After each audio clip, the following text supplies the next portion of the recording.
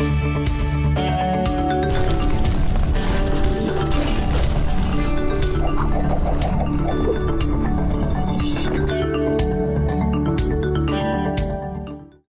حضرات، ہم نے بڈنگ سے related problems, disappointments, fear of losing, ان تمام چیزوں کو بڑا ڈیٹیل سے ڈسکس کیا. اب بات آتی ہے how to win your first client as a freelancer. یہ ایک ایسی چیز ہے جو کہ آپ میں سے بہت سارے لوگ انٹرسٹڈ ہوں گے کہ اسٹارٹ کر لیا، سب کچھ اکارڈنگ ٹو دا بک کر دیا، ٹیکسٹ بک پریسائسلی، تب بھی جواب نہیں آیا. تو تھوڑا سا ذرا کام سے ہٹ کے ادر ایلیمنٹس کو بھی ڈسکس کرتے ہیں جو فیکٹر ان کرتے ہیں آپ کی success as a free lancer. نہ صرف آپ کی success as a free lancer but آپ کی سکسیس دنیا کے کسی بھی واک آف لائف میں، چاہے وہ بزنس ہو، چاہے وہ جاب ہو، امپلائمنٹ ہو، ریلیشن شپس ہوں. Self confidence. ایک ماؤنٹینر یا ہائیکر سے اگر پوچھے نا کہ ہمالیہ کی چوٹی پہ جس نے کلائم کرنا ہو اور وہ زمین پہ کھڑے ہو کے بیس لیول گراؤنڈ زیرو پہ بیٹھ کے ہمالیہ کی طرف دیکھے تو اس کو وہ بہت بڑا پہاڑ نظر آتا ہے، لیکن وہ کیسے اور کیوں اتنا بڑا پہاڑ سر کر لیتا ہے؟ بیکاز اس کو اپنے آپ بلیو ہوتا ہے، سخت کا بلیو ہوتا ہے کہ میں یہ پہاڑ، یہ چوٹی سر کر سکتا ہوں. جب آپ بڑا سوچتے ہیں تب آپ کے لیے چھوٹی ہینڈرنس بے معنی ہو جاتی ہیں زندگی میں. جب آپ ایک کسی بڑے مشن، بڑے راستے پہ جاتے ہو تو راستے میں سٹمبلنگ بلاکس آتے ہیں. It's just a part of the life, part of the process. کیا آپ گیو اپ کر دیتے ہو یا آپ پریشان ہو جاتے ہو؟ نہیں، اس لیے کہ آپ کا مشن بہت بڑا ہوتا ہے. Fear of losing, fear of not reaching your destination, سب کے سب فیکٹر آؤٹ ہو جاتے ہیں بیکاز آپ کا مشن بہت بڑا ہوتا ہے اور آپ اس پہ کانفیڈنٹ ہوتے ہیں کہ میں کامیابی سے اپنی منزل میں پہنچ جاؤں گا. یہ کامیابی، یہ سیلف کانفیڈنس، یہ تبھی آتا ہے جب آپ کے پاس دو چیزیں ہوں. میں آپ کی اسکرین پہ دو چیزیں as a text book manual چھوڑ کے جا رہا ہوں، بارہا دیکھیے گا تاکہ آپ کو پتہ لگے کہ سیلف کانفیڈنس آتا کہاں سے ہے. نمبر 1 پرسنل ڈیولپمنٹ اور نمبر 2 اسکل. اب دیکھا جائے تو یہ دونوں باتیں ریلیونٹ ہیں اور دیکھا جائے ان کا تعلق شاید کانفیڈنس سے بنے بھی نہ، لیکن میں اب آپ کو ایکسپلین کروں گا کہ پرسنل ڈیولپمنٹ اور اسکل کا کیوں ڈائریکٹلی واسطہ ہے آپ کے سیلف کانفیڈنس میں.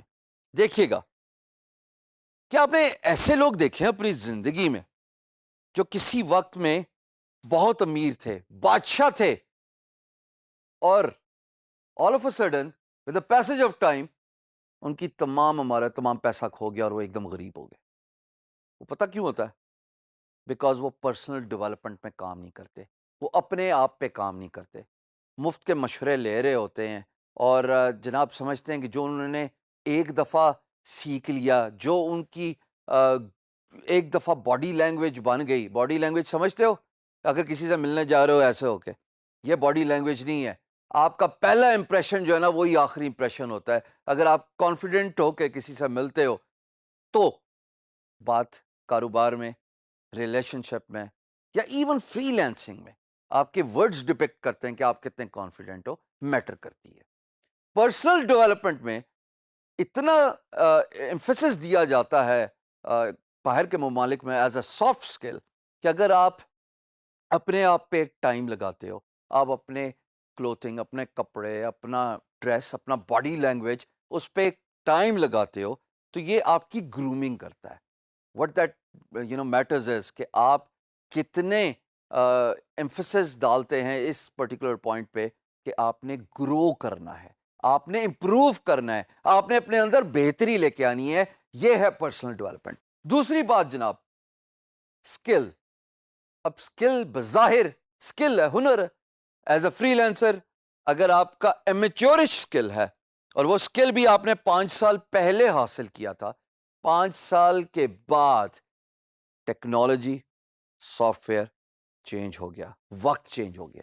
اگر آپ نے اپنے آپ کو امپروو نہیں کیا اس پرانے اسکل سیٹ کو لے کے، اس پرانے اسکل سیٹ کے ساتھ، اس پرانے سافٹ ویئر کی جو آپ کو نالج ہے، جو نو ہاؤ ہے، اس کے ساتھ آپ سروائیو نہیں کر سکتے 2018 آنورڈس.